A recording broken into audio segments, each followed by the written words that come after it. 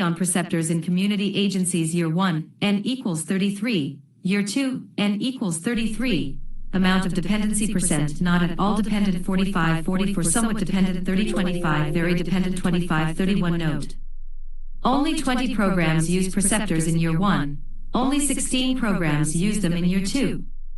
Some programs do not include clinical practice in the community, and some schools do not use preceptors at all. Availability of preceptors in community agencies. For programs that are dependent on preceptors, Table 46 shows that more than half found there are too few most of the time, in both Year 1 and Year 2. Table 46.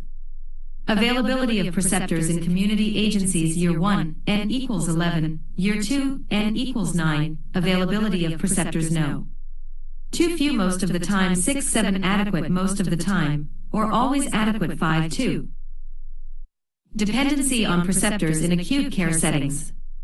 As seen in Table 47, the majority of programs depend on preceptors, particularly in the second year. Table 47. Dependency on preceptors in acute care settings, LPN's amount of dependency Year 1, N equals 22, Year 2, N equals 18%, not at all dependent 55-11 somewhat dependent 5-28 very dependent 41-61. Availability of preceptors in acute care settings.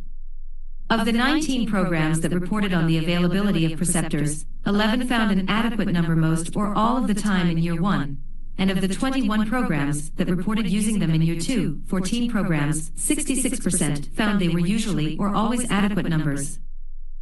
Table 48.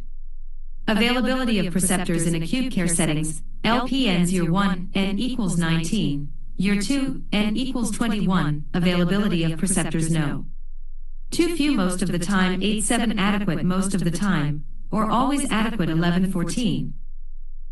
Building the future, an integrated strategy for nursing human resources page 87. Nursing education in Canada, historical review and current capacity. Incentives offered to preceptors. Schools offer a variety of incentives to preceptors. In Table 49 the types of incentives and the number of schools that provide them are reported.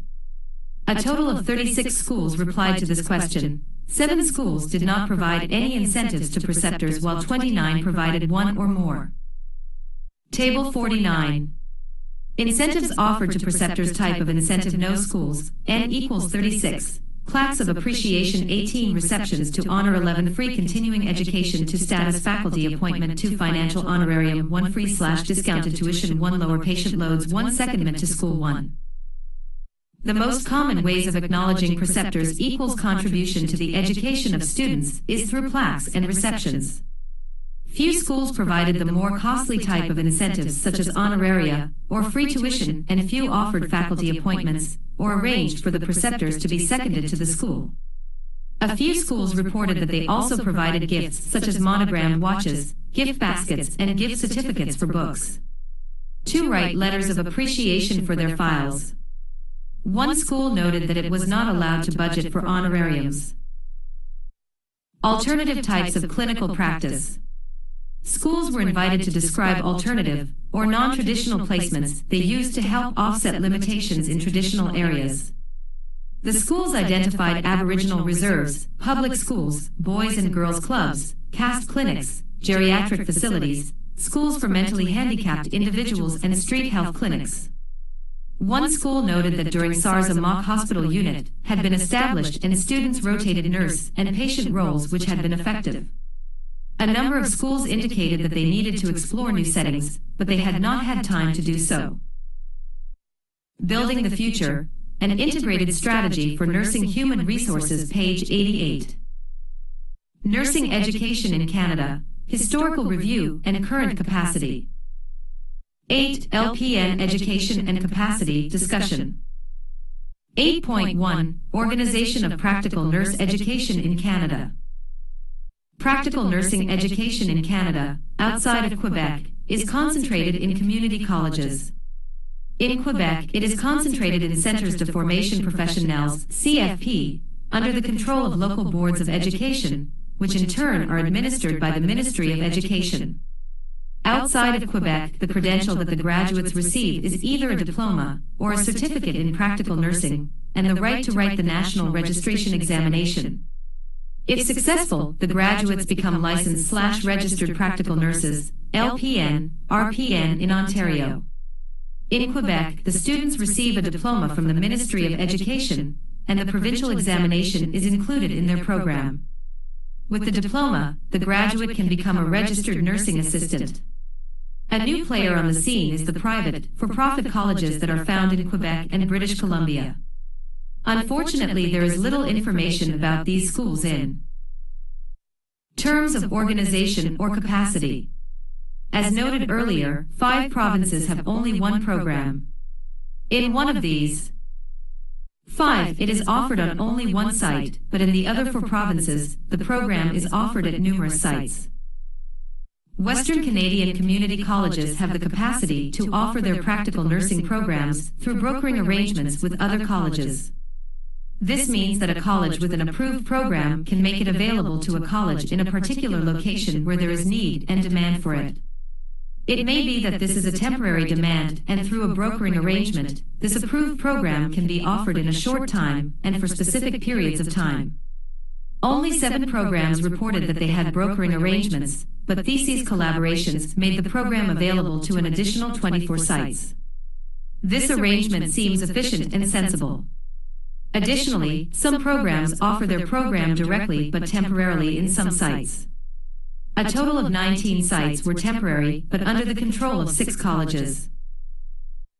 The curricula across the 37 reporting schools varied widely in terms of the amount of theory and clinical laboratory time and clinical practice time.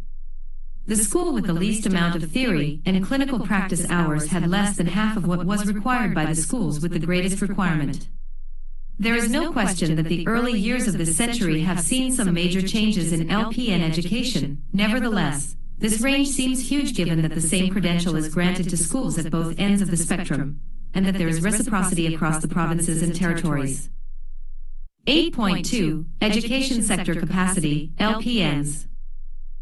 One of the major objectives of this survey was to describe the capacity of the education sector that prepares licensed practical nurses in Canada, including limits to that capacity and reasons for those limits, admission targets and trends in those targets, and retention rates. 8.2.1 Admissions and trends in admissions. The vast majority of students in the 37 schools that participated are full-time female students. However, at 12%, the proportion of men in these schools is higher than the proportion of men in the LPN workforce as reported by the Canadian Institute of Health Information, CIHI, 2003. According to CIHI's report, only 6.8% of the overall Canadian LPN workforce was male, with Quebec having a higher proportion, 8.1%, and employing half of the male LPNs in the country.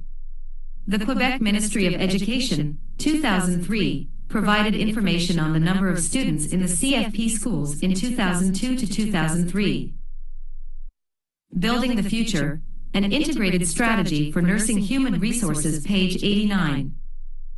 Nursing education in Canada, historical review and current capacity, including the gender breakdown of these students.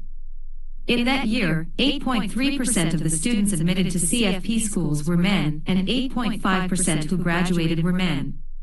It appears that Quebec is retaining almost the same proportion of men in their workforce as graduate from their schools. This is in contrast to the rest of the country, where, from the information in this survey, there is a greater loss of male LPNs from the workforce after graduation. Most of the students enrolled in LPN programs are not studying at brokered sites. Although only 12% of the total number of full-time students were in brokered programs, these students may not have had the opportunity to pursue LPN education in the absence of these programs. The majority of schools maintain waiting lists. Maintenance of these lists varies enormously in terms of how long students are allowed to remain on them. The fact that there are more than 1,200 students on them indicates at least 3 things. There is a large applicant pool that must repeatedly compete to be admitted. There is a backlog of students eager to get into programs, and the number of seats/places in LPN schools is not large enough to accommodate the number of students wishing to enter the programs. The survey results indicate that schools have been increasing their admissions numbers for the last 3 years, and across the same time period, the number of schools meeting or exceeding their admission targets has grown. It is difficult to know if this finding is representative, as only 21 schools provided information for the 3 years in question. Again, the Quebec data provide an opportunity for comparison, at least with Quebec schools. In those 3 years, admissions in Quebec rose from 1,481 students to 1,706, Quebec Ministry of Education, 2004. This increase of 15% supports the trend of increasing admissions across the system. When this is paired with the waiting list data, the applicant pool seems robust at this time. Based on the school's plans for the immediate future, this growth trend may be coming to an end. Few schools plan to increase enrollments in 2004, and most plan to maintain the numbers they have. This can be linked to the issue of resources, which will be discussed later.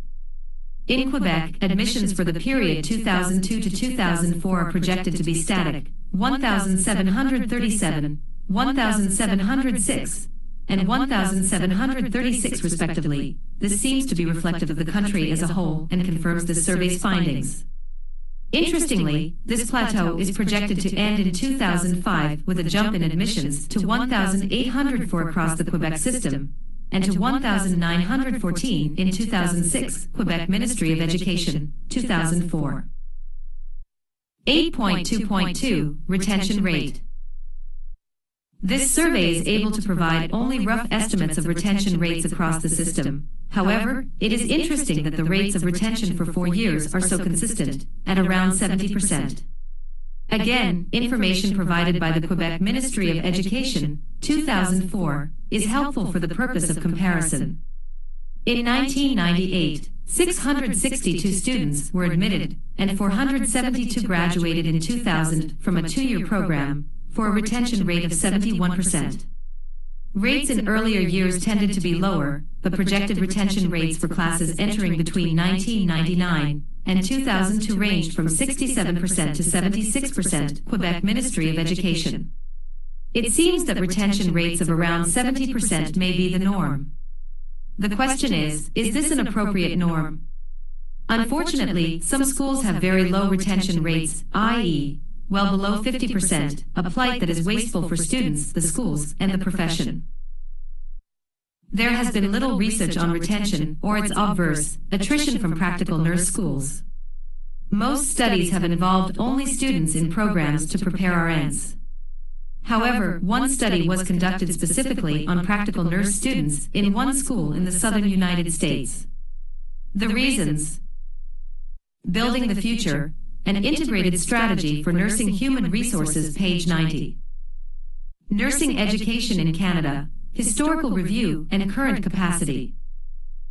For attrition mirrored those found in research on withdrawals from RN programs, i.e., academic difficulty, wrong choice of career, personal problems, problems with faculty, Stickney, 2002. Pringle, 2004, examined the reasons students in LPN, RN, and RPN programs withdrew before finishing. 5 English language LPN programs in 5 different provinces sent questionnaires to students from 4 different classes who had withdrawn from their programs. Responses were received from 23 former LPN students. Results showed that students leave for multiple reasons. When asked to list the 3 most significant reasons, they identified difficulties with faculty, academic failure, and financial difficulties most frequently. 57% indicated that they very much regretted leaving the programs. Former LPN students cited more personal counseling and more financial assistance as resources most needed to help them succeed. Of particular interest in this study was the role that high school admission averages played in attrition. 3 LPN schools provided data on the high school admission averages of all students who entered the program and identified those who succeeded, those who left voluntarily, and those who failed the program. There was a small but statistically significant difference in the high school grades and success in the 3 LPN programs. However, all this difference was accounted for by one program, Pringle, 2004. Therefore, it is not reasonable to state that students with better high school grades have a greater chance of finishing the program. Clearly, this type of analysis needs to be conducted with larger groups before any substantial conclusion can be drawn. An important finding in the Pringle, 2004 study was that leaving programs caused distress. This was particularly true for LPN students. They were much less distressed by the chaos in nursing and the characteristics of a career in nursing than RN students because they wanted to be nurses, regardless of the conditions in the employment areas. They found failing very painful and wanted opportunities to be readmitted and to try again. Even many of those who withdrew voluntarily were stressed by making that decision. Furthermore, LPN students who withdrew either voluntarily or because of failure did not advance their careers. Few went on to other academic programs, either returning to their former jobs or to new positions that were not an advancement over what they had done previously. They were left with no diploma, no professional career, and debt from the costs of the program.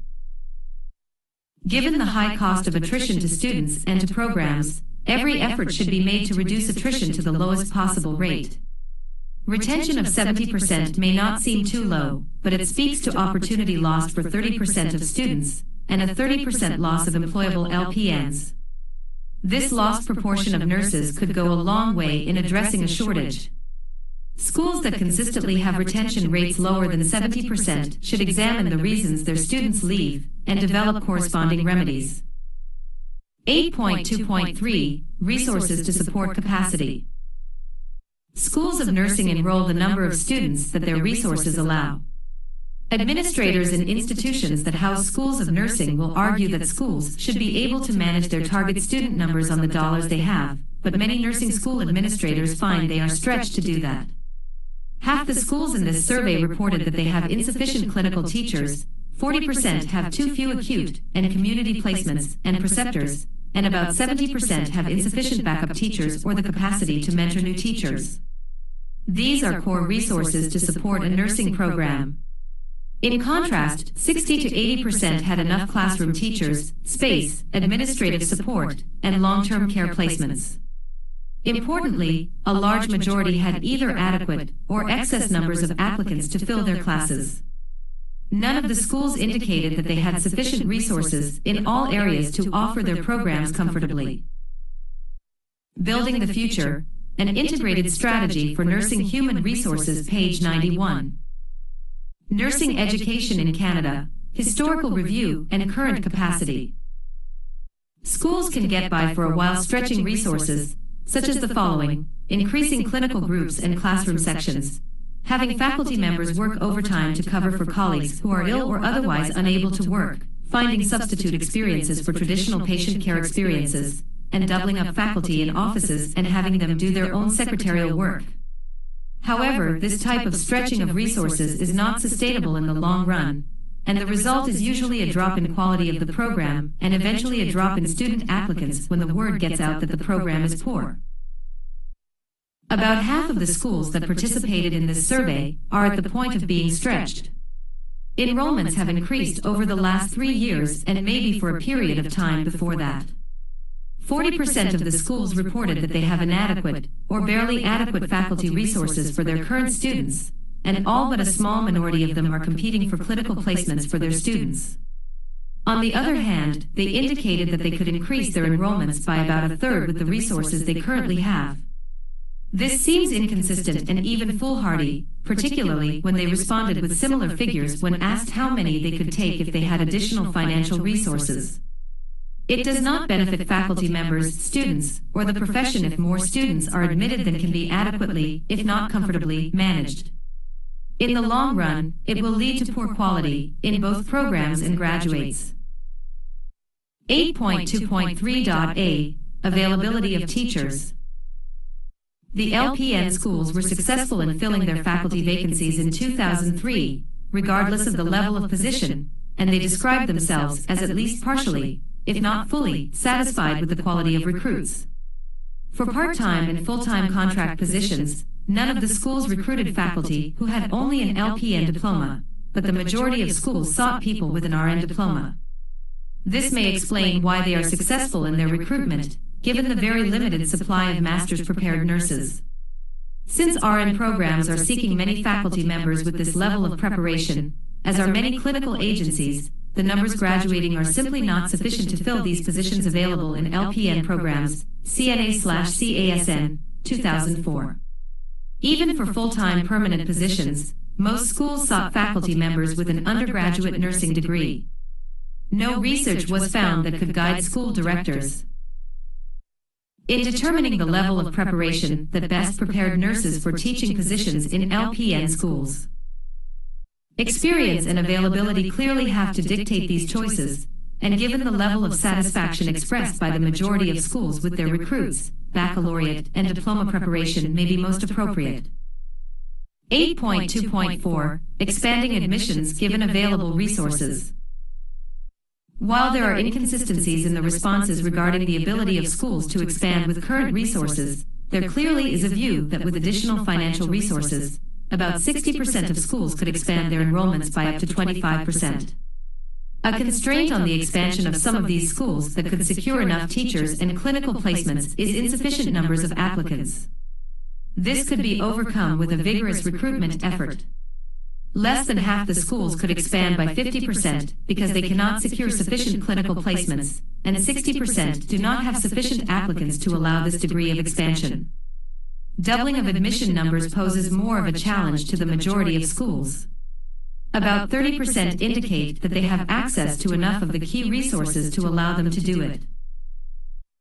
These results demonstrate a real capacity to expand enrollments across significant numbers of LPN schools, but the key is that they require the financial resources to do it. They have shown that they can recruit faculty who, for the most part, meet their needs, and despite competition from other schools of Building the Future, an integrated strategy for nursing human resources, page 92. Nursing education in Canada, historical review and current capacity. Nursing, many feel able to secure sufficient alternative clinical placements to make expanded programs viable. 8.2.5 Enrollment of Aboriginal students. A relatively small proportion of schools participating in this survey had either reserved seats for Aboriginal students or specific strategies to try and recruit them. Consequently, it is not a surprise that only 3.8% of all the students in LPN schools in this survey are Aboriginal. There is no LPN equivalent to the Report Against the Odds, NTFRRS, 2002, which compares data on Aboriginal registered nurses and students in RN programs, so a comparison of the data from this survey was not possible. However, since there was good participation by LPN schools in Western Canada in this survey, and these schools were more likely to have strategies to recruit Aboriginal students than schools in other parts of the country, if anything, the proportion of Aboriginal students in programs across the system may be even lower than found in this sample. Although LPN regulatory organizations have worked collectively to address these issues, and continue to do so, further attention and action is demanded. The findings of the NTFRRS study are likely to be relevant for LPN programs as well as those preparing RNs, in which case they indicate that schools must develop specific strategies to not only recruit Aboriginal students but take special care of those students once they are in the program in order for them to succeed. NTFRRS, 2002. 8.3 Clinical Training Capacity and Models. A second major objective of the survey was to describe the clinical training capacity for LPN education, how that capacity is used, and the role that preceptors play in the education of practical nursing students. More than half of LPN schools indicated that they had shortages in community and acute care placements, but close to half, if they had more financial resources, could find more acute care and community experiences for their students. However, if major expansions in enrollment are considered, limited capacity in these two clinical areas are what poses the greatest constraints on expansion. 8.3.1 Models of Clinical Practice. Block placement and a mix of block and distributed placements dominate the way LPN schools organize their clinical practice in programs that are both 1 and more than 1 year in length. They believe this maximizes their use of clinical resources and produces a better clinical experience. No research exists to substantiate these beliefs. One study, Cox, 2002, conducted in a baccalaureate school of nursing tested a 2x2 model, i.e., 2 weeks were spent in class, and then 2 weeks in clinical practice, over one semester, because students complained of the difficulty of having to prepare for class and for clinical practice in the same week. The change to the 2-by-2 was very popular with students and positively received by faculty and clinical agencies. As a result, the school expanded it to the second semester of fourth year as well as to the third year. LPN schools may have already discovered these benefits. While research is required to determine if one model of clinical practice is superior to another in terms of student learning, from the perspective of managing clinical resources in the face of multiple schools of nursing, block placements seem to hold the edge. Students from one school could come for certain weeks in a term while students from another school could come other weeks. When both schools want a few days each week, it requires a substantial level of coordination and cooperation. It would be useful to identify the anticipated benefits of both models, e.g., stress levels experienced by students, confidence gained over the same period of time, achievement of objectives for the experience, satisfaction. Building the future, an integrated strategy for nursing human resources, page 93. Nursing education in Canada, historical review and current capacity of patients and clinical staff, and to compare the actual achievements of these benefits across LPN schools that have different approaches. On the whole, LPN schools demonstrate good utilization of available clinical capacity. The schools compete with a large number of other nursing and health science programs for clinical space, and when competing with other LPN programs or RN programs, similar types of experiences are often sought. A study of the demand for clinical placements in centers with multiple schools, the current use of these spaces, and models for managing multiple players with similar and unique demands would be useful. 8.3.2 Dependence on and availability of preceptors. 1/3 of the schools do not include community practice in their programs, and half of those who do include it are not dependent on preceptors for assistance. In contrast, all the schools include acute care experiences in their programs, but still not many are dependent on preceptors. Half of those that are dependent on them find that most of the time there are too few. These findings indicate that preceptors do not play a large role in most LPN programs in either the community or acute care clinical areas, and for the majority of schools there is an adequate number when they need them. Only a few schools that do depend on them are not able to find enough of them to support their programs. The rewards used for preceptors focus on plaques of appreciation and receptions. These are not likely to attract nurses who are not inclined to volunteer, but they reflect the resources available to schools for this endeavor. Building the future, an integrated strategy for nursing human resources, page 94. Nursing education in Canada, historical review and current capacity. 9. Underrepresented populations in nursing. This section explores factors that keep members of particular communities of Canadians from pursuing nursing as a career. Aboriginal/Native includes First Nations and Métis, Black Canadians of African or Caribbean descent, and men.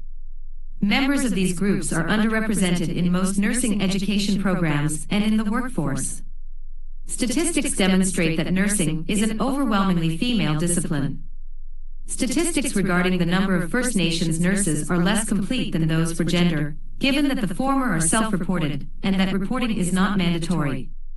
Nonetheless, a recent national task force reported that low numbers of Aboriginal students are enrolled in nursing programs in Canada, NTFRRS 2002.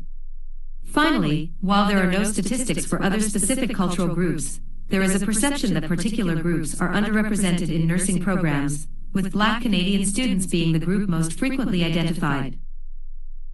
Objectives of the research were as follows. To describe what attracts students to, and what deters students from, pursuing nursing as a career, as perceived by members of groups that are underrepresented in the current nursing workforce.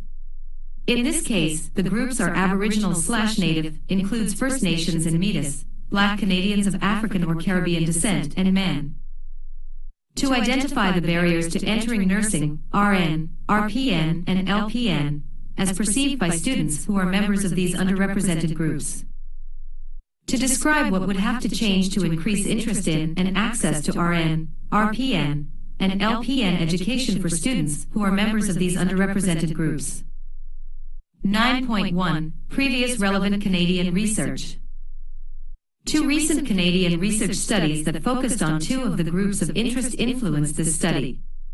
Both address the underrepresentation of particular groups of students in both the nursing workforce and in nursing programs that prepare registered nurses in universities and colleges. In Men in Nursing, conducted for the Canadian Nurses Association, HANVI, 2004, 46 male high school students and 45 male nursing students were interviewed in 9 focus groups. The study focused intensely on issues related to gender and the stigma that is attached to nursing as a career choice for men. All of these students were asked what attracts them to nursing as a career, what deters them from choosing nursing as a career, and what nursing can do to appeal to more men and attract them to nursing. The directions for the focus groups and some of the questions used in the focus groups in that study were used in the current study. A number of recommendations followed from Men in Nursing as follows. Outreach to high schools, using young men as role models in outreach. Challenge gender stereotypes, starting with very young children. Give the public more information about what nurses do. Depict men in nursing in ways that illustrate exciting employment opportunities, such as work in an intensive care unit, ICU, emergency room, ER, and nursing management. Represent the masculine aspects of nursing. Make male nurses more visible in images of nursing. Building the Future, an integrated strategy for nursing human resources, page 95. Nursing education in Canada, historical review and current capacity. In Against the Odds, Aboriginal Nursing, NTFRRS, 2002, from the National Task Force on Recruitment and Retention Strategies, 16 First Nations and Métis nursing students were interviewed. This study drew on earlier work by the Aboriginal Nurses Association of Canada, 2000, and a report on nurses in Inuit communities, Health Canada, 2001, both of which included recommendations for recruiting members of these communities into nursing. Against the Odds, Aboriginal Nursing covered a range of recruitment and retention strategies, initiatives to support students in completing high school and enter nursing programs, targeted recruitment of Aboriginal students into nursing, partnerships between government, nursing schools, and communities, transitional or access programs, retention strategies, setup of a database to track efforts at inclusion, and post-graduation recruitment and retention. Participants were asked to discuss their educational experiences in registered nurse programs. Some of the discussions also addressed ways to increase the recruitment of Aboriginal students into nursing programs. Among the recruitment strategies recommended were the following. Hire student recruiters across Canada. Reflect the diversity of the student body in all recruitment materials. Target schools as well as youth and adult education centers. Develop proactive, preventive responses to Aboriginal student attrition. Target men for careers in nursing. Elevate the inclusion of Inuit students to a critical priority. Other recommendations related to role models were as follows. Engage Aboriginal nursing graduates in recruitment efforts. Hire Aboriginal faculty and staff in nursing programs. Develop a buddy system for Aboriginal students in nursing programs. Encourage Aboriginal graduate study in order to support the development of a Canadian Aboriginal nursing professorate. 9.2 Current focus group findings. The following questions were asked of all focus groups conducted for this study. 1. In a word or 2, what comes to mind when you think of nursing? 2. If you know any nurses, how do you know them? Do you know any Native/Black Canadian/male nurses? What do you know about their work? 3. Have you ever considered becoming a nurse? Why? Why not? 4. What is appealing, if anything, about becoming a nurse? What is unappealing? 5. Do you know that there are 3 different ways of pursuing a career in nursing?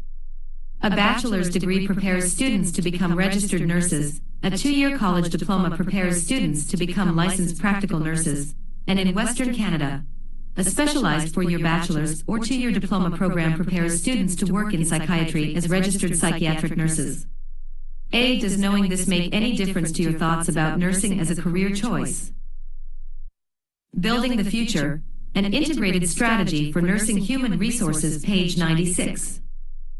Nursing education in Canada, historical review and current capacity.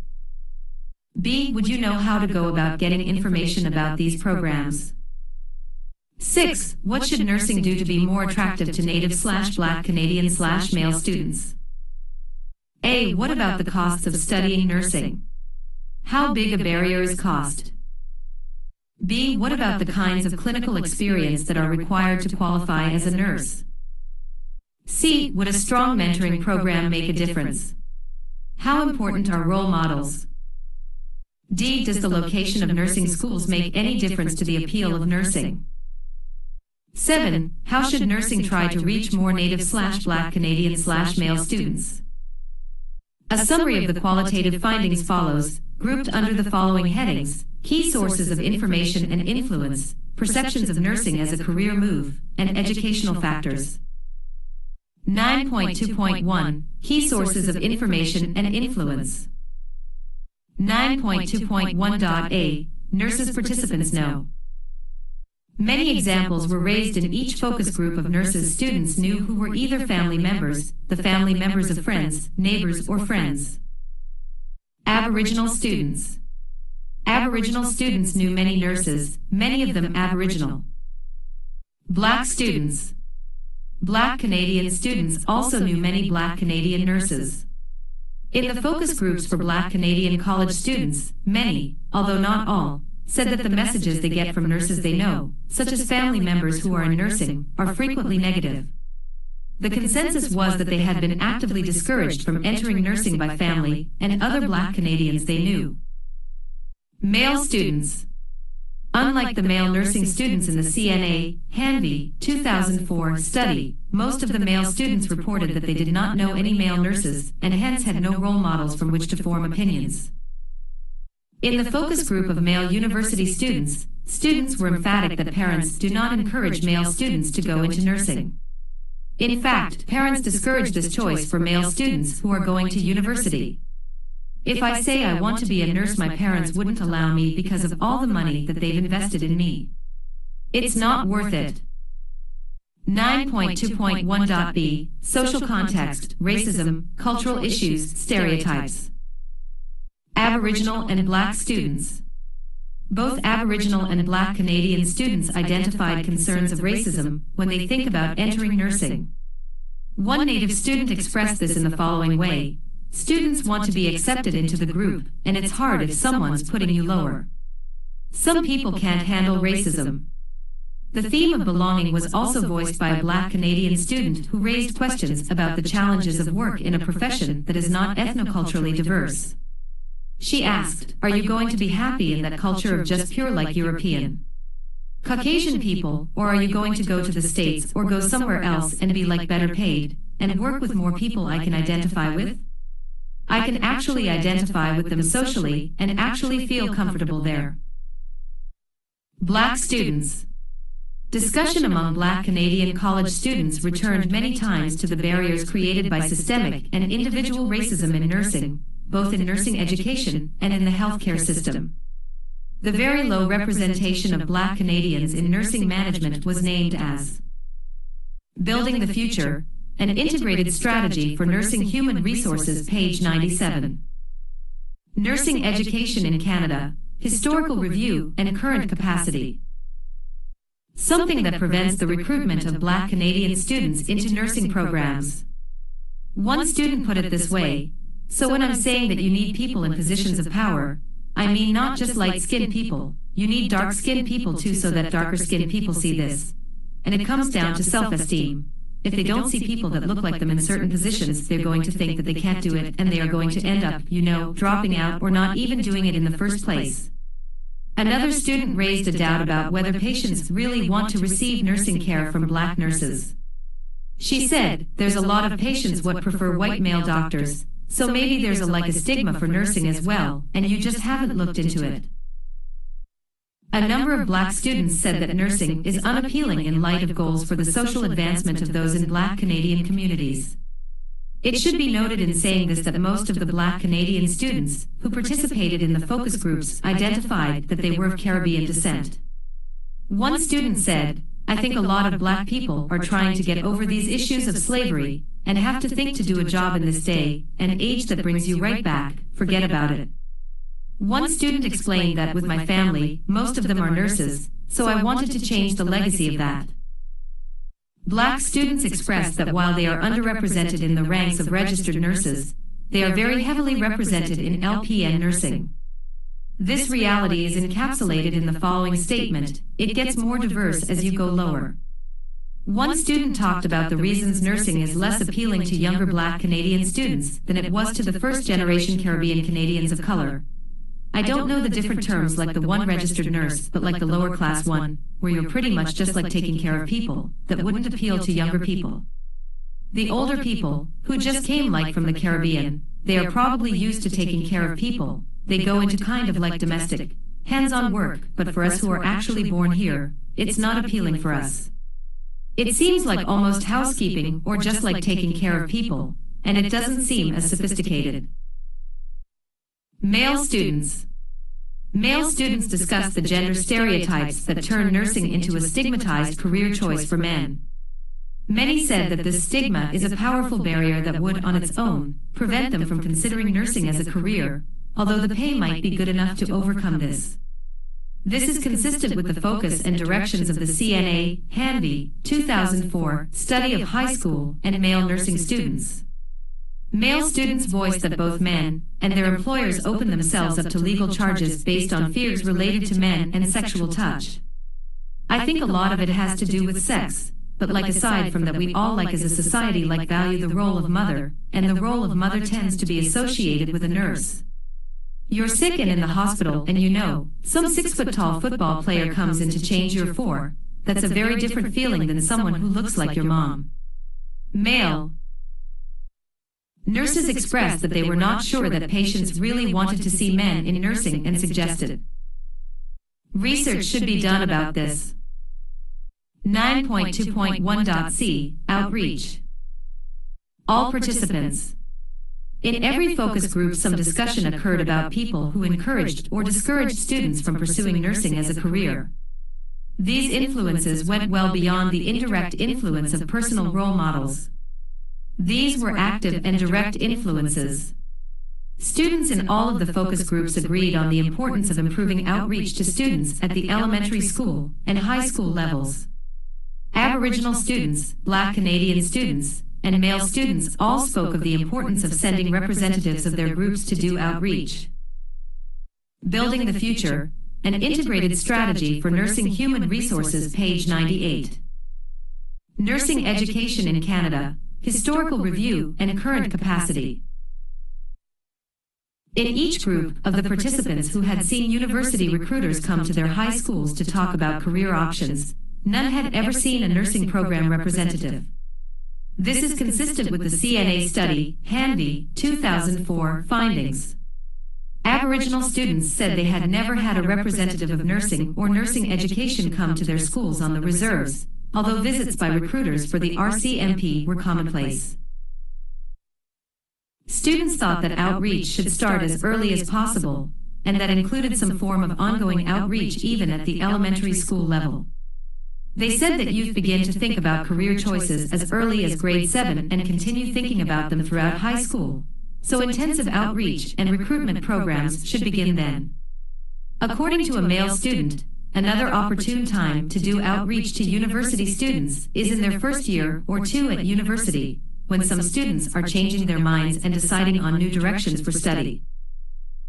Many participants felt that there was an urgent need to educate high school students about the prerequisites they need in order to get into nursing programs.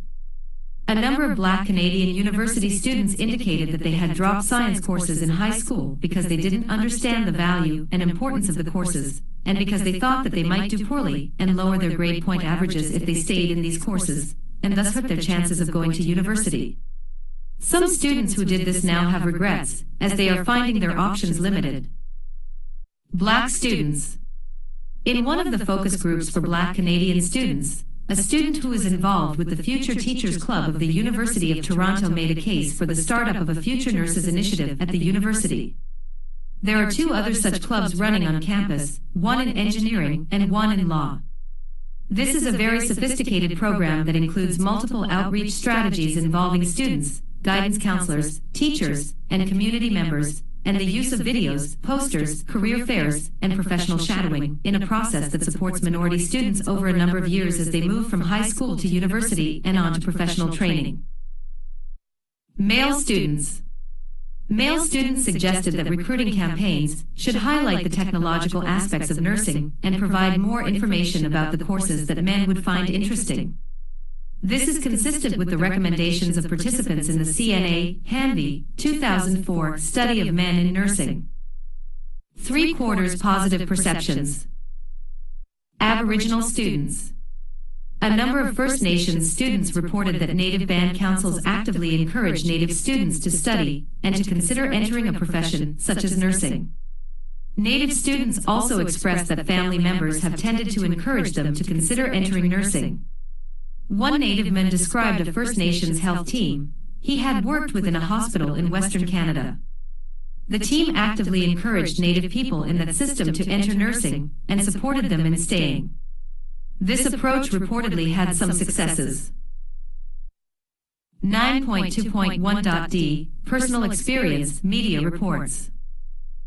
All participants.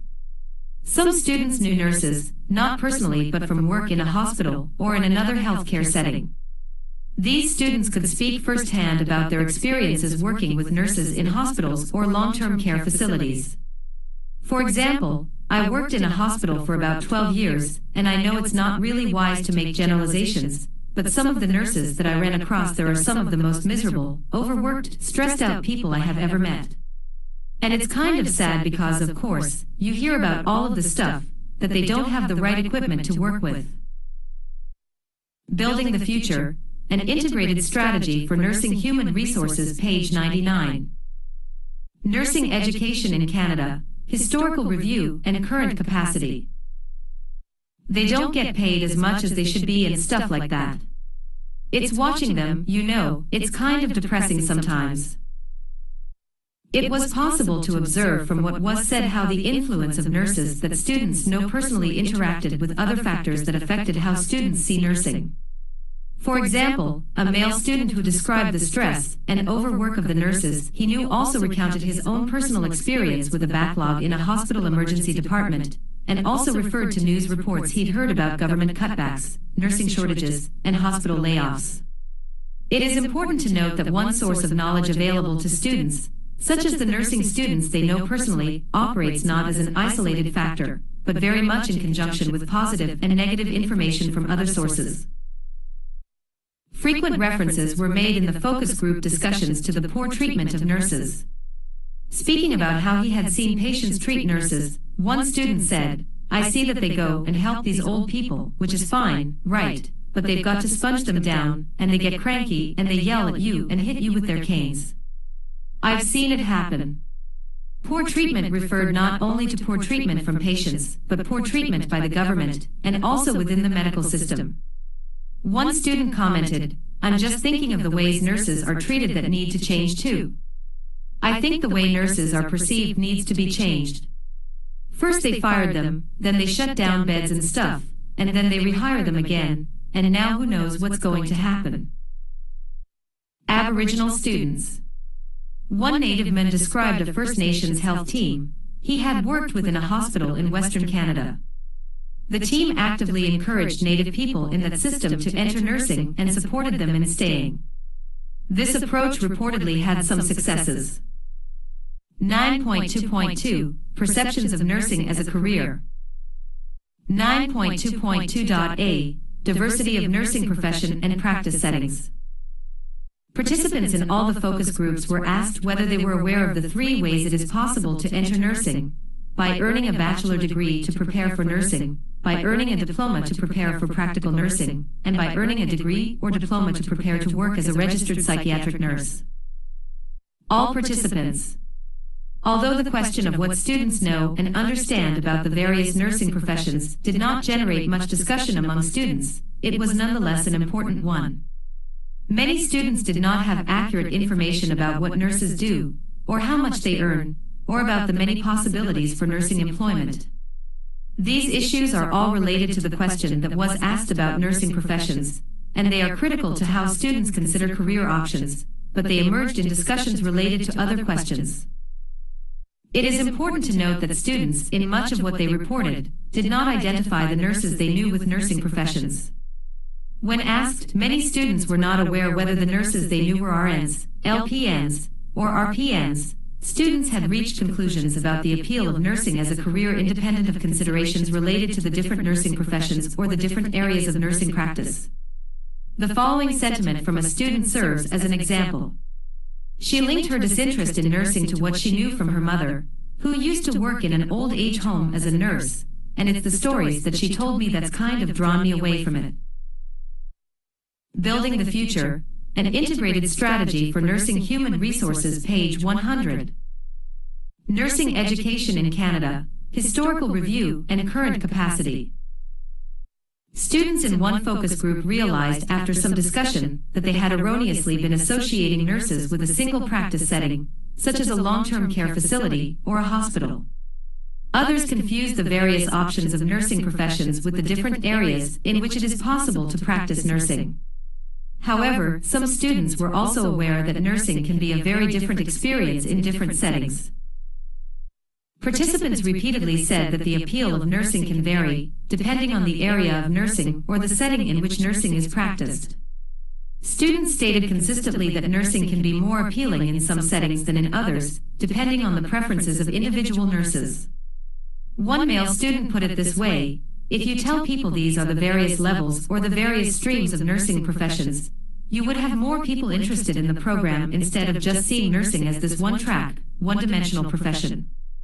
Back in Jamaica, when I was growing up, we had what they call public health nurses in clinics that are based in the community, and they were more like social workers who also deal with public health issues. I think if other people knew about it, the diversity of roles, they would be inclined to them, especially those who love the social areas, but would also like to do something on health issues. Aboriginal students. Aboriginal students did not find that awareness of the 3 possible ways to enter nursing changed anything about the appeal of nursing as a career. Nonetheless, one student, who is a mother, commented that she would use the information in counseling her sons regarding their career choices in the future. Black students. As has been discussed, many Black Canadian students were already aware of the different nursing professions. In fact, these students suggested that emphasis be placed on increasing the enrollment of Black Canadian students in RN programs. Male students. Male students thought that the idea of the 3 nursing professions would be very appealing, but only if these professions were similar to the levels in a business hierarchy. The pressures male students experience to maximize their earning power and upward mobility appear to be an overriding factor, to which other considerations are subordinated. 3/4 positive perceptions.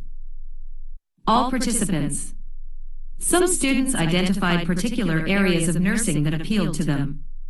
One student said, "You see a lot of street nurses too. They are pretty cool, they do a lot of stuff. They work for maybe agencies or nonprofits sometimes. They go around sometimes on the buses delivering hot meals and blankets and condoms." Others talked about the positive appeal of work in a hospital maternity ward or in public health. One student said he knew a nurse in an elementary school who deals with the kids who get injured in what activities they're in. And she likes the job, so it depends on the environment. Like there's a big difference between elementary school and an emergency room. 9.2.2.b Work conditions, effects on personal lifestyle. All participants. The aspects of nursing that students found unappealing as a career far outweighed the aspects they found appealing. This was the case in every focus group. Students identified many things they find unappealing, including shift work, giving needles, seeing someone die, the morbid aspects of death and illness, having the responsibility for others' lives, dealing with blood, dealing with other body fluids, and going home to small children after working around sick people. Building the Future, An Integrated Strategy for Nursing Human Resources, page 101. Nursing Education in Canada, Historical Review and Current Capacity. Most, although not all, of what students reported about the work of nurses they knew was negative. Often what students knew was the following: nurses work shift work, work long hours, are overworked, work all the time, and have frequent call-ins on top of their regular hours of work.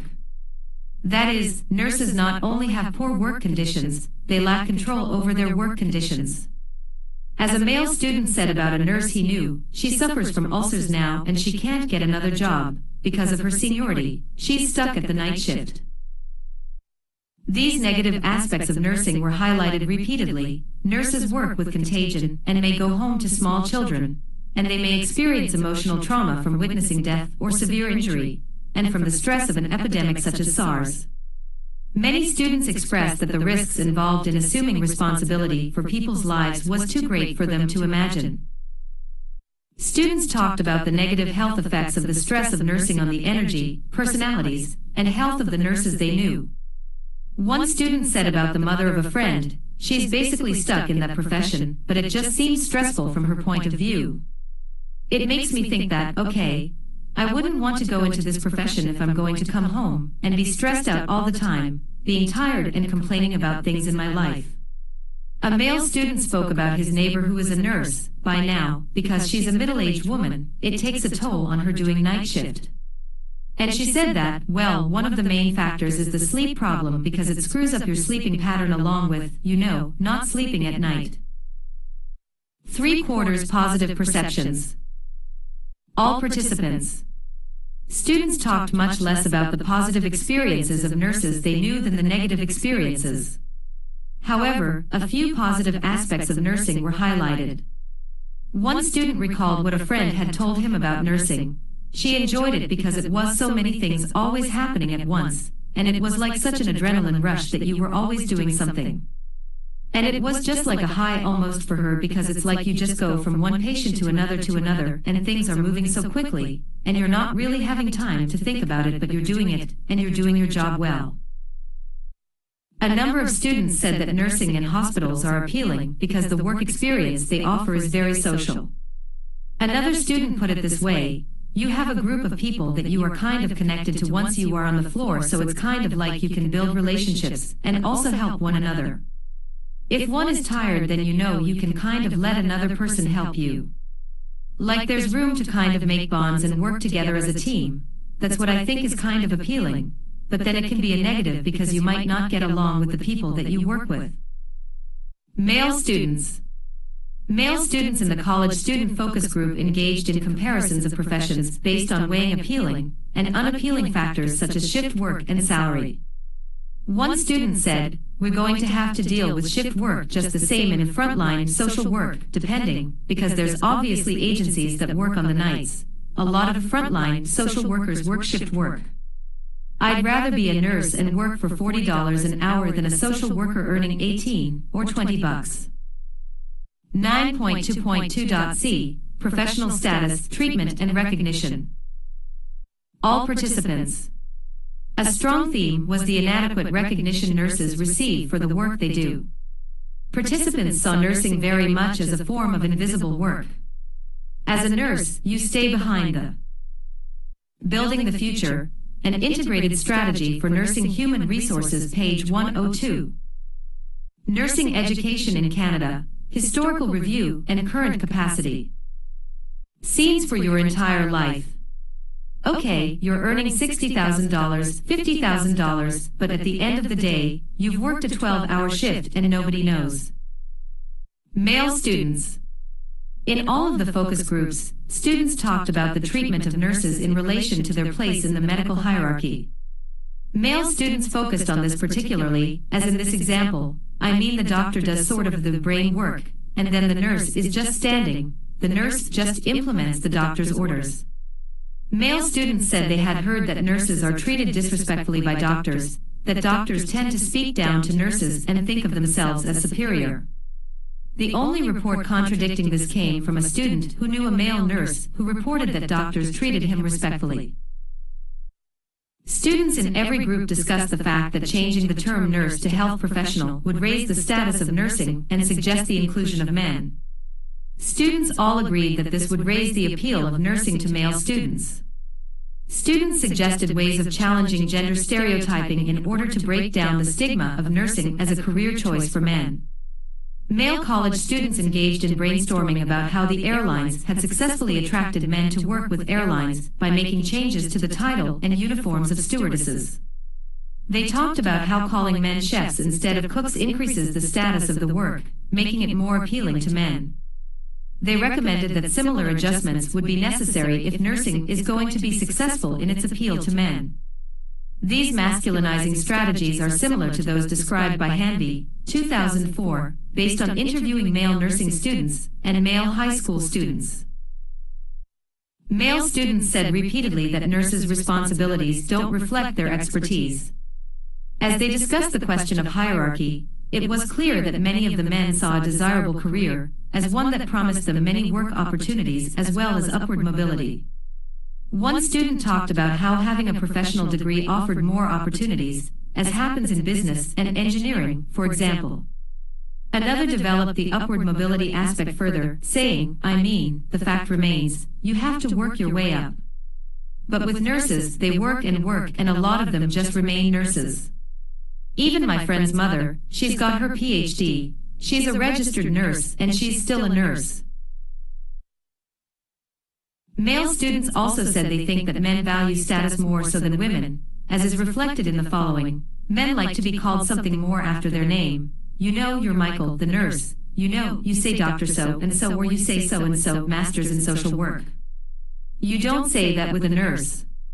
So men need to hear those things, like you have a big ego. We like to feel like whatever we're doing is important. So I think a lot of it is about status. 9.2.2.d, salary, job security, and upward mobility. Black students and male students. Job security was a priority voiced by students in focus groups for male and also Black Canadian students. Students expressed differences of opinion and uncertainty about whether nursing will be able to offer job security in the future. One student put it this way, the thing is, with every change of government, there's a change of policy, so we don't know what's going to happen, when the next government comes in. It might be obsessed on tackling the national debt or something. I don't know. Male students. Independence and having the freedom to take initiative was also linked by male students to upward mobility in work, as described in the following. Within social work, there's room for that type of growth, implementing different programs that could get recognized for you in the field. Building the Future, an integrated strategy for nursing human resources, page 103.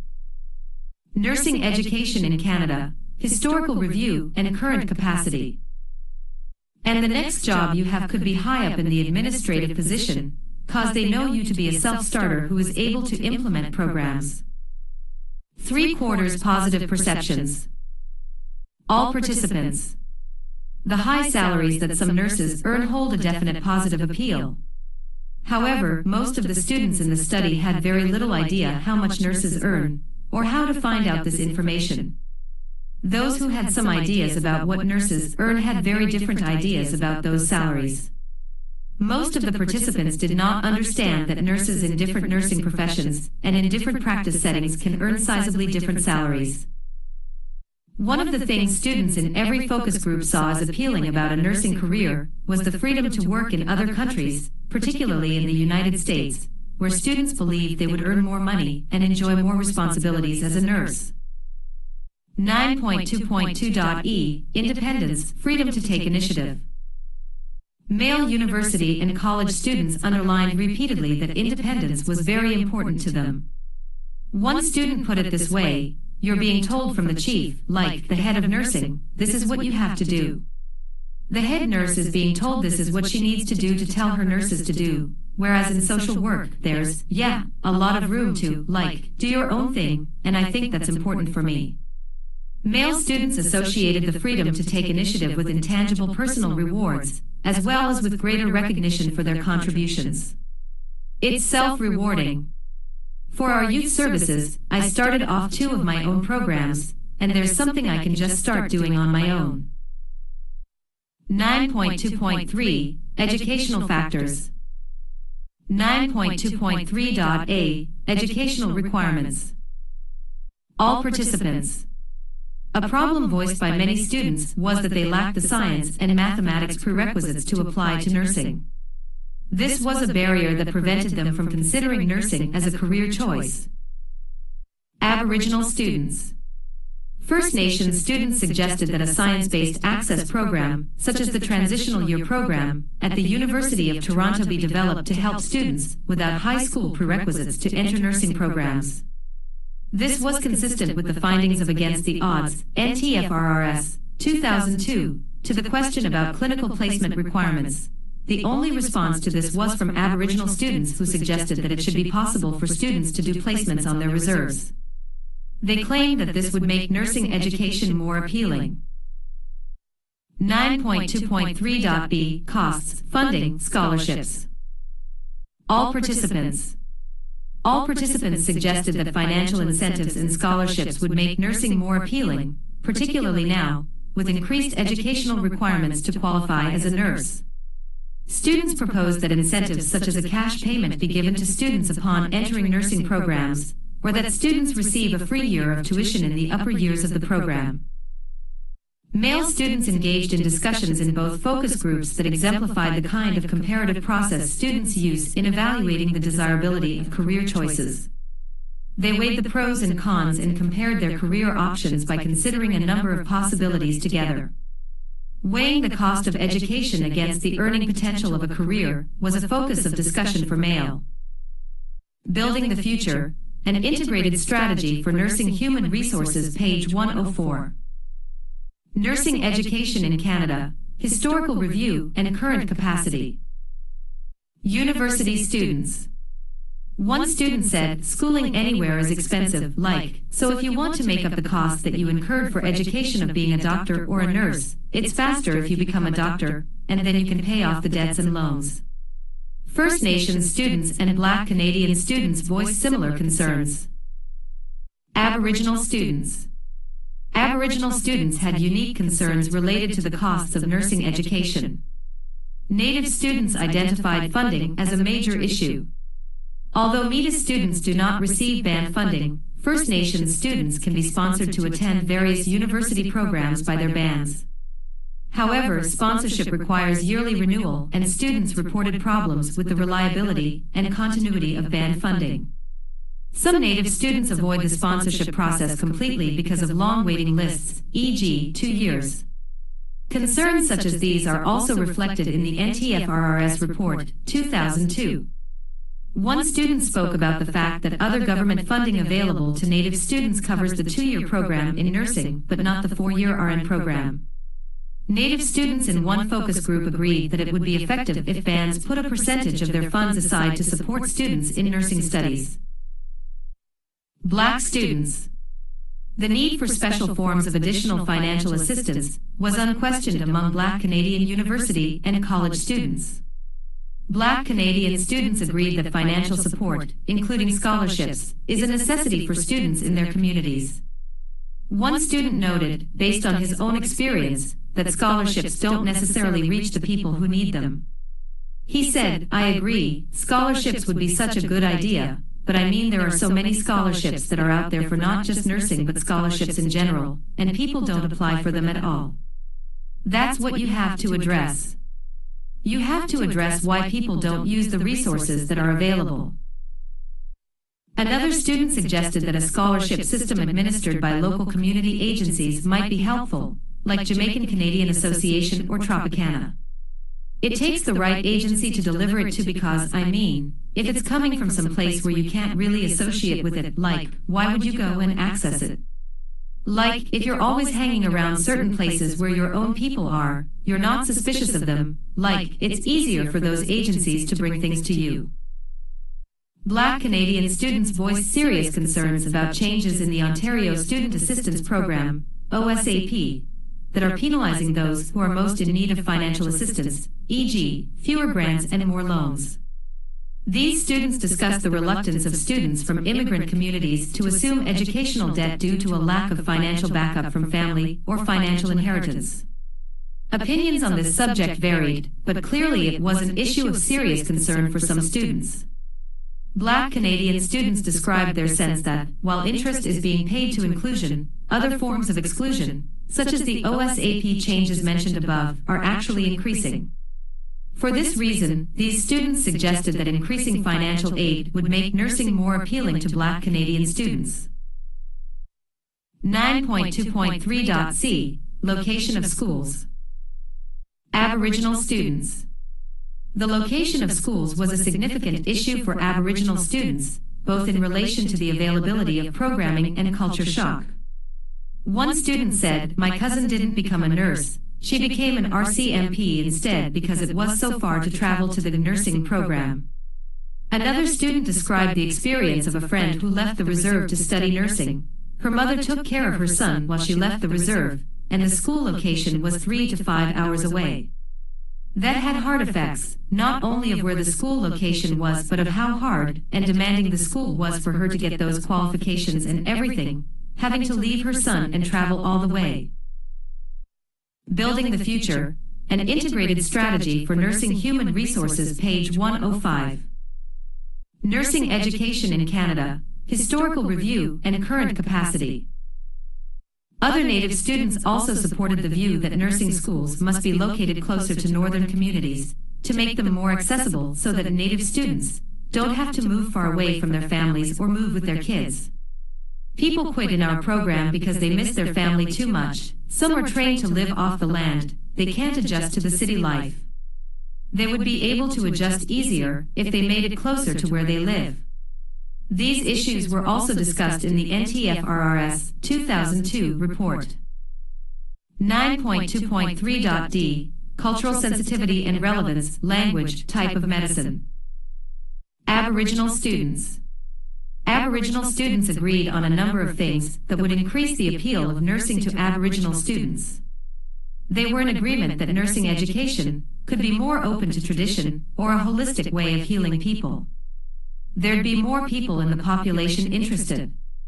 One Native student also suggested that it would help to increase the appeal of nursing if there was a First Nations hospital where Native nurses could know they are needed and accepted. The National Task Force on Recruitment and Retention Strategies, 2002, suggested that Native students be able to return to their home reserves to practice. This sentiment was expressed by Native students in this study as well. Another suggestion was that nursing courses be taught in Native languages since, for many Native people, English is their second language. Nurses trained in English cannot communicate with many Native elders, since many elders don't understand English.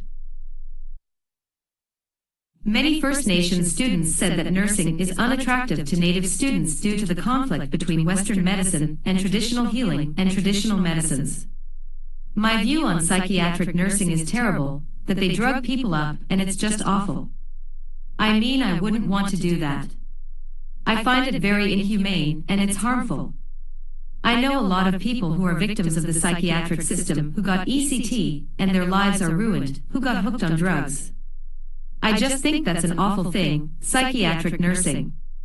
A number of Native students said that nursing education, with all the problems of access encountered by Native students, compounds the culture shock experience by Native students who leave a rural environment to attend school in the city. Native students spoke about nurses they were familiar with from health clinics on their reserves. In both Native focus groups, there was agreement that Native people don't view nursing as a profession that is respectful of Native people. The following participant statement exemplifies this perspective. Nurses have an image of being not caring, rude, and looking after some people better than others. This participant stated that it would be very difficult to enter nursing knowing this. A strong theme reiterated in both Native student focus groups was the need for Aboriginal people who enter nursing to contribute to changes in nursing practice, to adapt the profession to themselves and to the needs of Native people. A report for the First Nations and Inuit Health Branch of Health Canada, Nursing Recruitment and Retention Strategy, Health Canada, 2002, also found that a common goal of Aboriginal nursing students was to contribute to changes in nursing that would benefit Aboriginal people. Aboriginal students who work for changes in nursing face difficult challenges, and this is seen as a drawback of entering nursing for some. One participant described her sister as needing to be a very determined individual. She wanted to bring some of the traditional aspects into it. She took the bull by the horns and said, "Look, we need this in this community." And you know, there's a lot of people that feel this way, and she's very outspoken, so she got to them. You have to be focused and determined if you want to make a change out there, but it's not easy. They had to go through a lot of things, like to try to change things, and not everybody has an aggressive personality to do that. Building the future, an integrated strategy for nursing Aboriginal students in both focus groups talked about the value they place on giving back to their communities. Native students said they see a career in nursing as a way of giving back to their communities by helping Aboriginal people who have serious health problems. In the Aboriginal student focus group in Toronto, discussion also centered on the tension between the expectations of bands and students' own plans for their futures. One student explained that when students return to their reserves to give a number of years of service back to their communities, they do not necessarily have the opportunity to work in the field they studied in school. Black students. Black Canadian students also spoke about giving back to their communities and about the importance they place on getting an education so that they can be role models for Black youth in the future. 9.2.3.e Role Models Mentoring. Aboriginal students. Aboriginal students said that role models are very important, and this was also highlighted in Against the Odds NTFRRS 2002. They wanted to know how many natives are there in nursing education. Will they get a job? Are they needed? They recommended that the demand for Aboriginal nurses, even on their own reserves, be made clear to Native students. An Aboriginal social work student who had helped encourage other Native people to become nurses said that role models are very significant. Participants suggested the following to encourage Native students in the field of nursing. What is it that you're missing? Do you need tutors, or do you need some spiritual guidance or from other grandmothers that have been through nursing? The late Jean Goodwill did a lot of that, go and speak to students all across Canada on nursing. She's been out here lots of, in Ontario, because I've been to a multicultural conference with her. And she spoke on Aboriginal nursing, so that has to be ongoing. You can't just stop, otherwise, that message doesn't get out. Black students. Black Canadian students saw the mentoring of Black Canadian students as very important to students from immigrant communities who may not have the same family supports as non-immigrant students. Others in the college student focus group said mentoring is essential, since all people of color are in special needs, because they do have special needs. Sure, it's all in front of you, but you just need somebody to kind of guide you step by step, to motivate you, and I guess that's what a mentor is there for. Again, one student, based on his experience, emphasized that regardless of the programs that are put in place, networks must be created so that those resources find their way to those who need them. Building the future. 10. Conclusions.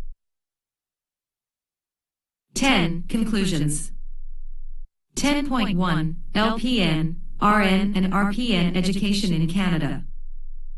The following conclusions can be drawn from a review of the histories of nursing education for all three professions.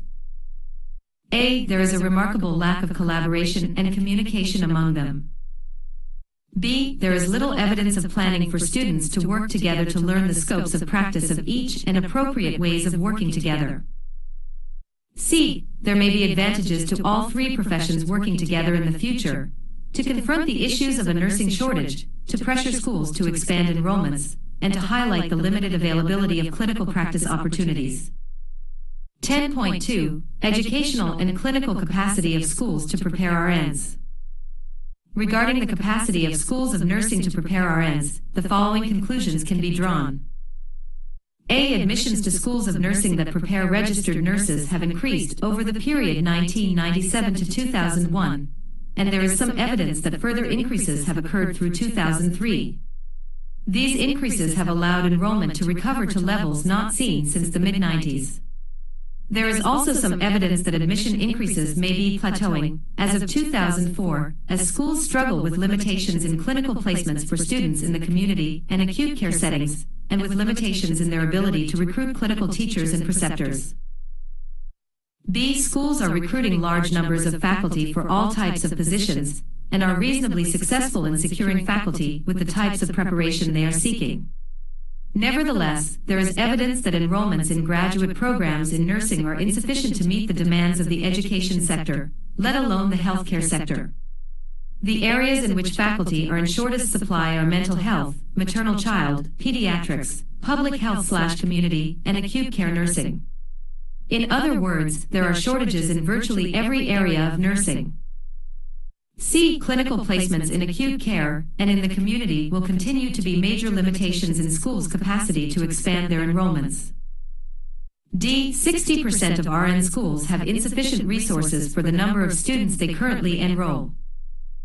E. 10% of schools could expand their enrollments by 10% with current resources, 70% could expand by 25%, 30% could expand by 50%, and 20% could double their enrollments if provided with sufficient financial resources.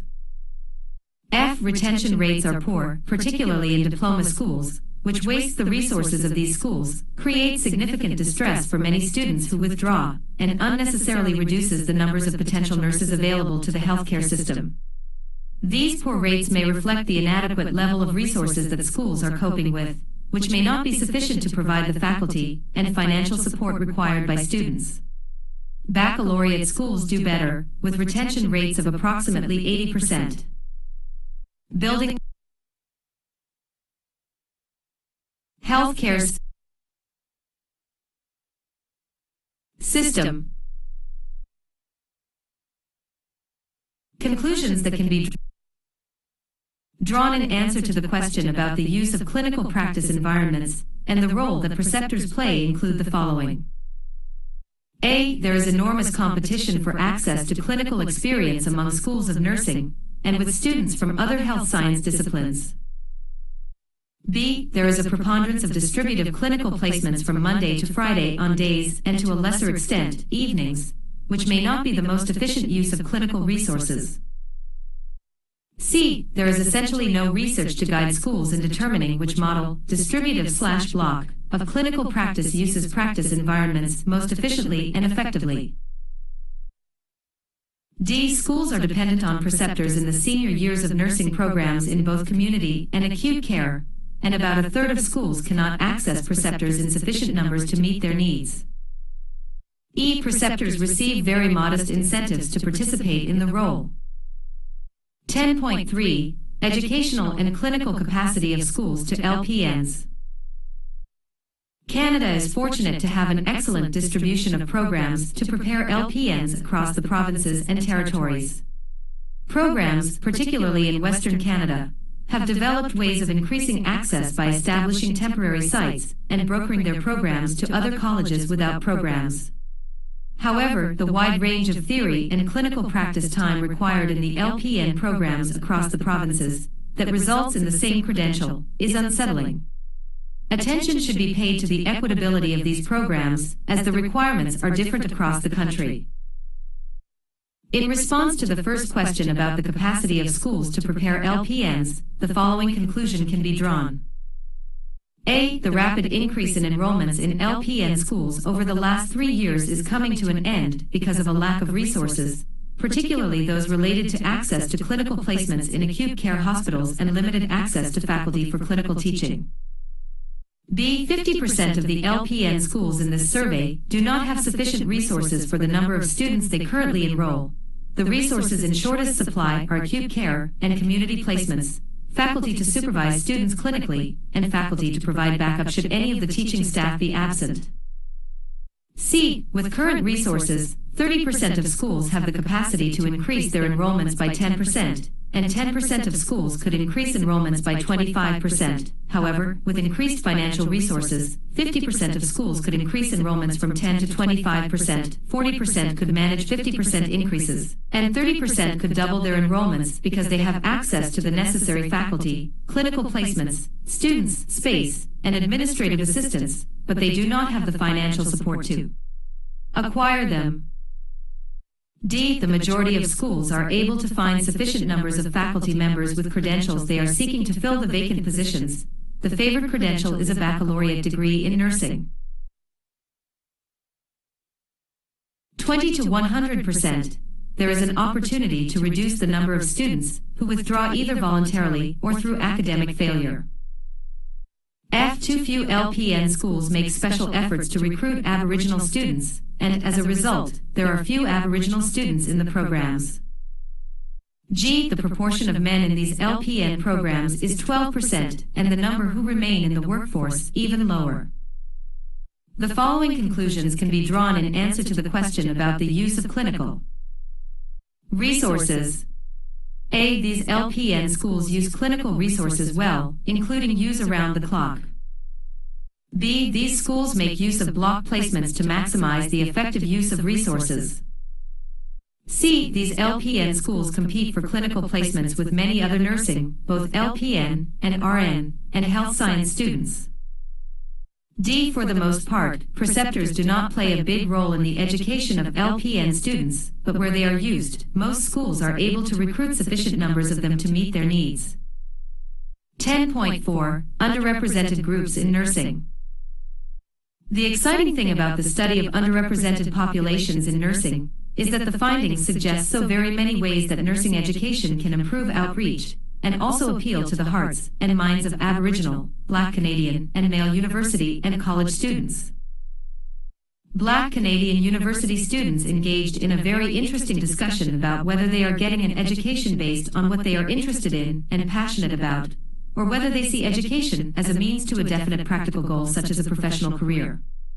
Their discussion moved among considerations of personal interests, future possibilities, considerations of community, and practical necessities, with an emphasis mostly on personal interest in and love of a chosen area of study. The Future Teachers Initiative invites students from minoritized ethnocultural groups to move a further step beyond this by making professional careers the final outcome of their learning and study. This is a successful initiative that provides a highly elaborate model that the field of nursing would do well to adopt in the case of Black Canadian students.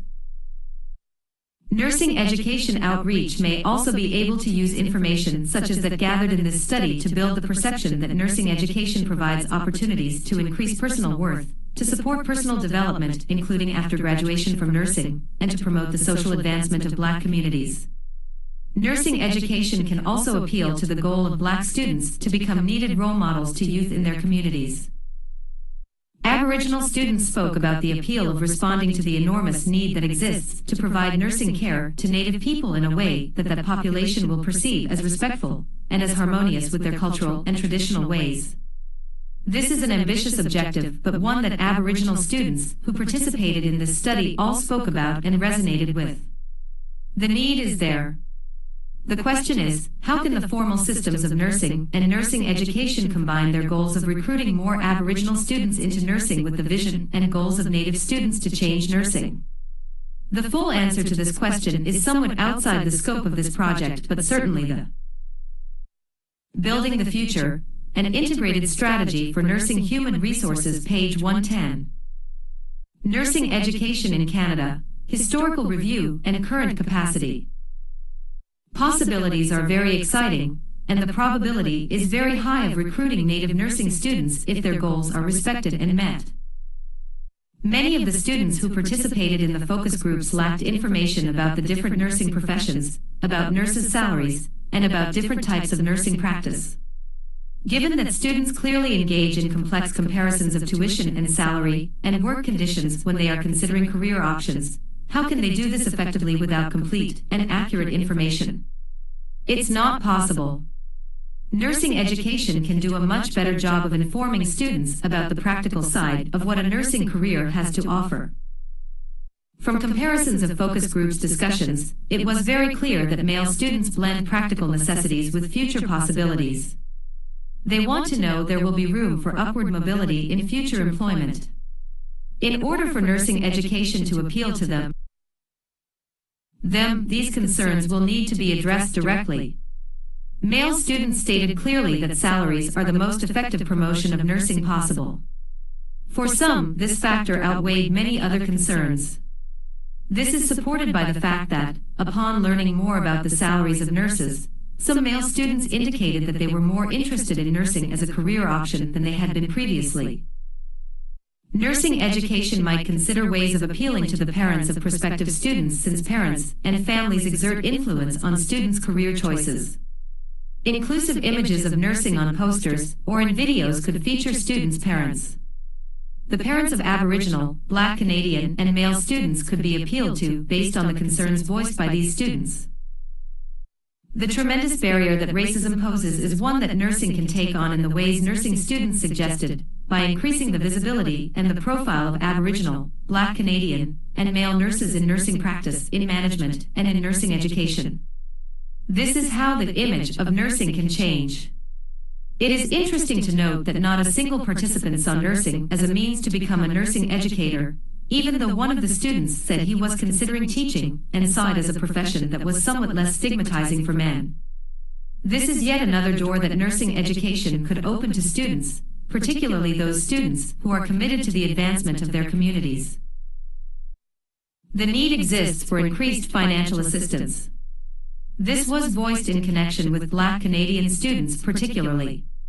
Both Aboriginal and Black Canadian students suggested that scholarships would invite more students into nursing education, and male students responded favorably to the idea of financial incentives. One male student suggested that nursing be treated like the military, with fully funded education and mandatory service.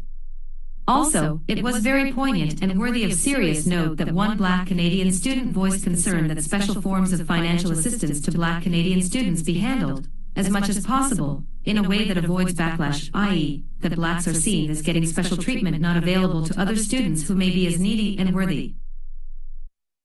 University students have a sense that nursing is in trouble, and that the stability of nursing as a career has been undermined by funding cuts and changes in government in recent years. Clearly, this is something that nursing education cannot fix on its own.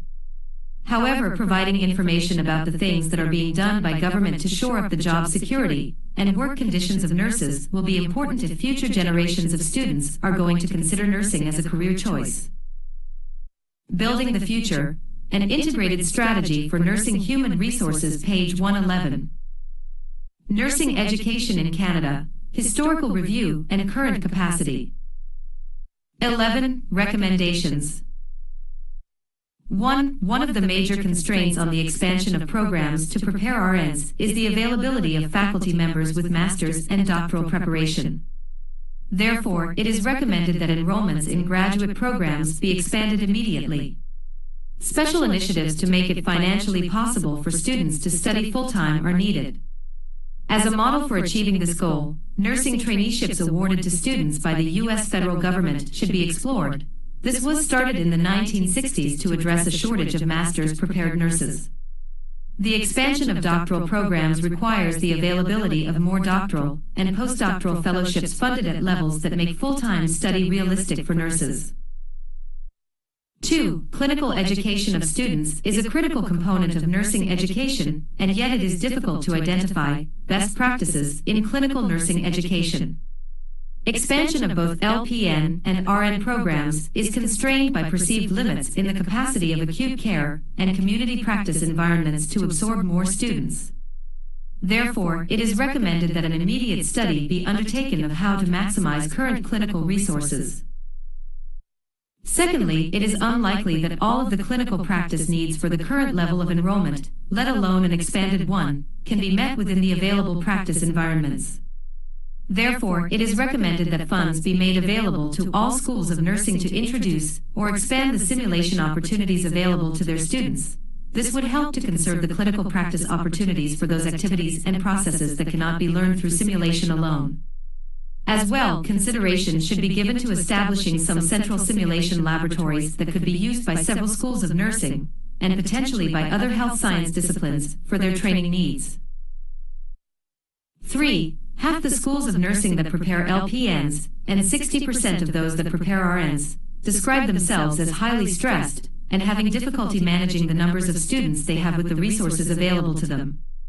Nursing education has never been adequately costed. It is recommended that a study to cost nursing education be undertaken immediately in preparation for an expansion of enrollments, so these expansions are adequately funded and current levels of funding adjusted. 4. More than 80% of schools of nursing can manage some degree of expansion in enrollment, and a few of them can expand considerably if they have adequate financial resources to support the increased numbers involved. It is recommended that a national strategy be developed for expanding enrollments in schools of nursing. In collaboration with the provinces, the strategy should address the additional numbers of graduates needed per province to meet the nursing workforce needs. The enrollment increases required to meet these graduation targets, the identification of schools with the potential to expand, and the financial costs of doing so, including the costs of developing simulation laboratories. 5. Retention rates are too low in many LPN and RN schools of nursing. This comes with a high cost to students, and it is an enormous waste of students' potential and of faculty resources. Importantly, some schools of nursing have excellent retention rates. It is recommended that target retention rates of 90% be established for schools of nursing, while acknowledging there are year-to-year fluctuations. A great deal is known about how to increase retention, admit students with appropriate building the future, an integrated strategy for nursing human resources, page 112. Nursing education in Canada, historical review and current capacity. Academic backgrounds portray nursing realistically in recruitment activities. Once students are admitted, assist them to develop strategies to cope with the current upheavals in nursing and more generally in the healthcare system, aggressively support students, particularly those entering with grades lower than the class average, and make it clear to students how and where they can seek assistance. This information should be incorporated into retention strategies established within every school. 6. There are too few Aboriginal people and men in nursing schools. Additionally, although not supported by statistics, there is a perception that nursing is recruiting too few Black Canadians into its ranks. Several studies have been undertaken that provide direction for increased recruitment and retention of members of these underrepresented groups.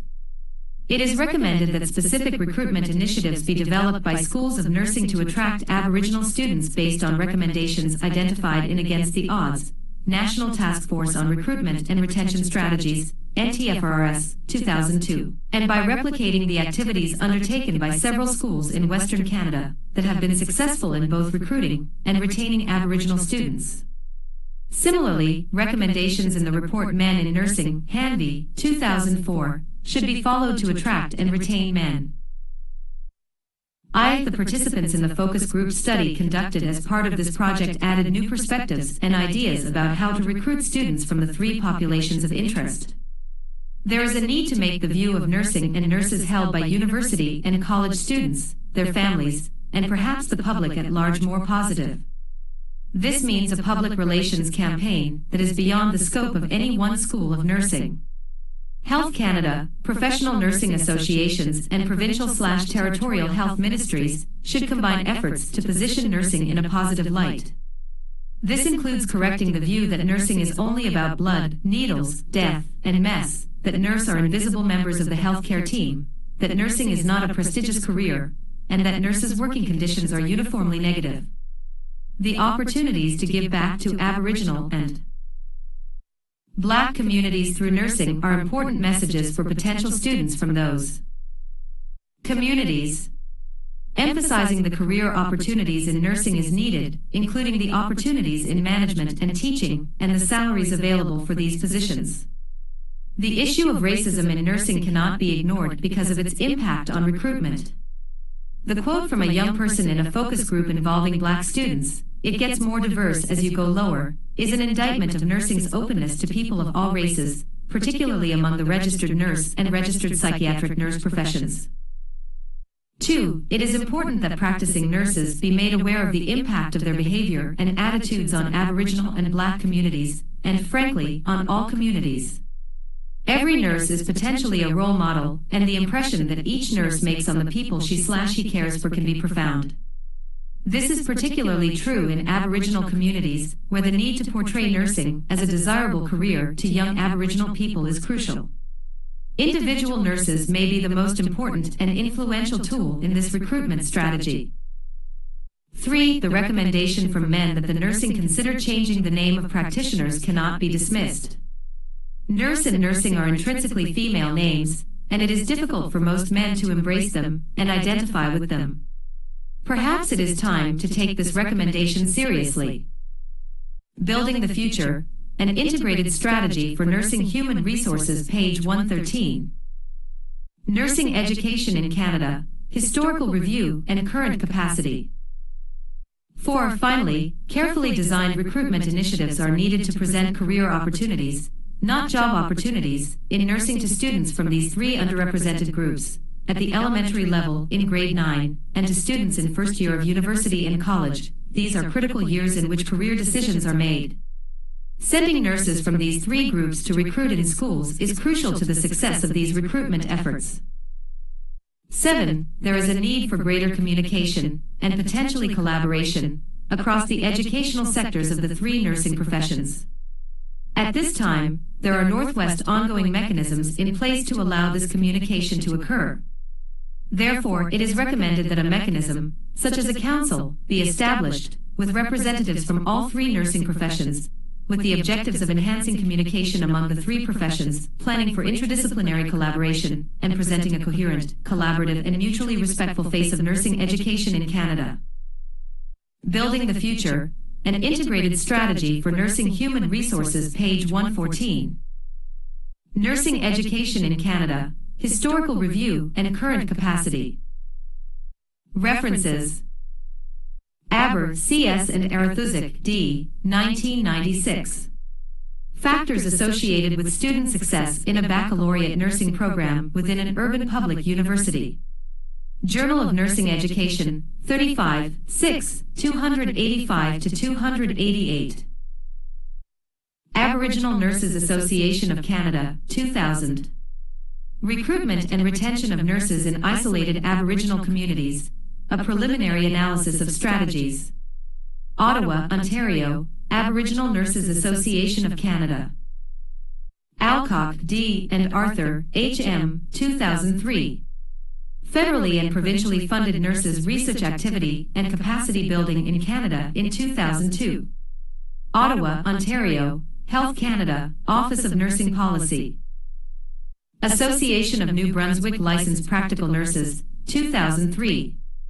Working Together, a framework for the registered nurse and licensed practical nurse. Retrieved August 28, 2004, from http://www.anblpn.com/new.htm. Bain, L., 1996. Preceptorship, a review of the literature. Journal of Advanced Nursing, 24, 1, 104-107. Bajnok, I., 1992. Entry-level educational preparation for nursing. In A.J. Baumgart and J. Larson, eds. Canadian Nursing Faces the Future, pages 401-419.